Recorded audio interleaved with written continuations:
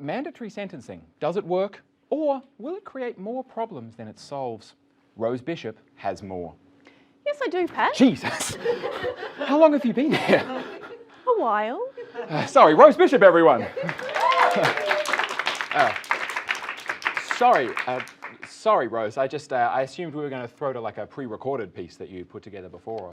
There's been a lot of talk about mandatory sentencing lately after new legislation was proposed in Victoria last month that would make assaulting an emergency services worker, like a paramedic or a cop, an offence with mandatory jail time, no matter how large or small the assault. So it doesn't matter whether you were punching a paramedic because you're wasted or spitting on a cop because you've got a bad case of being Wayne Carey. Outside of some fairly restrictive mental health exemptions, you'll end up in jail. This change was largely prompted by the public outcry after a 2016 incident where two reservoir women went on a bourbon, cannabis and champagne binge, or as Rihanna would call it, lunch. Unfortunately, the binge ended with the pair assaulting a paramedic so badly that he needed 3 operations. An appeal judge, citing the women's difficult childhoods and drug, alcohol and mental health issues, overturned their original jail sentences, making a lot of people understandably very mad. Now, I think we can all agree that assaulting emergency services workers is not on and deserves to be taken seriously. But what if the optics were different? What if the people affected by mandatory sentencing laws look like your nan, or rather, my nan? Welcome to mandatory sentencing. Oh, Nan, why'd you do it? Why'd you have to go and bash a cop? Oh, that was a big one. Oh, Nan. Look, I didn't mean to hurt anyone. I'm just a Nan. I'm just a little old Nan. Look, Nan, we've had some good times together. You've made me some great bickies in your time. Oh, you loved those bickies? God, you had an appetite on you. You'd eat them so fast sometimes I wasn't sure if you were a little girl or a vacuum cleaner.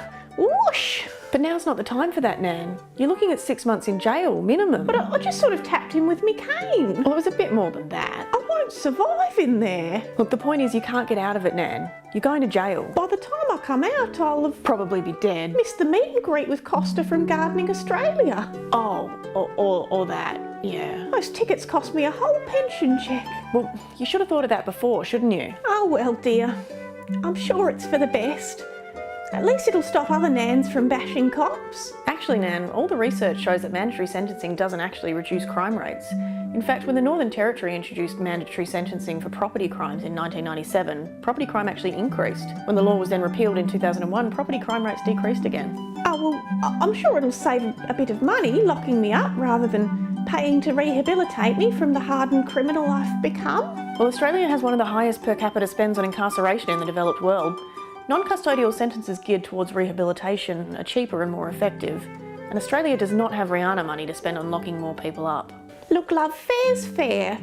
I'll take my punishment just like anyone else would. The thing is, as a straight white Nan, you're far less likely overall to be affected by mandatory sentencing. Numerous studies have shown that mandatory sentencing disproportionately affects marginalised communities. In fact, rates of incarceration of Indigenous Australians in WA and the Northern Territory rose so sharply after the introduction of mandatory sentencing laws that the United Nations Committee Against Torture recommended that the laws be abolished. If mandatory sentencing doesn't work to reduce crime, costs a lot of money and targets marginalised groups, why are they locking me up, Rose? I think maybe it's because the faces behind the crimes that tend to stir up public outrage and fuel cries for mandatory sentencing are less than sympathetic. Not everyone affected by mandatory sentencing laws looks like someone who would have beat me up in high school. More often than not, they're youth from bad homes, people with substance abuse issues, Indigenous people, the homeless, and yeah, even those ladies who lunch from Reservoir. I had so much more to give the world. So many more bickies to bake. Yeah, maybe I'll just take these. Like a bloody Hoover. Thank you. Rose Bishop, everyone. And now, Rose, how is Nan doing in jail? Oh, she's running a gang. She's having a great time. She says it's much better than bowls. But I just want to make it clear that that doesn't make mandatory sentencing any less reactive and inequitable. A judge's job is supposed to be to put aside anger and fear and make sentencing decisions based on facts. And we can't just override that, no matter how good of a time Nan is having shivving bitches in jail.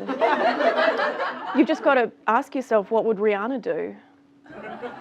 What would Rihanna do? Well, she'd uphold the legal principle of judicial discretion and then smoke a blunt on a yacht. Classic Rihanna. Truly a beacon of light for us all. Well, we'll be right back.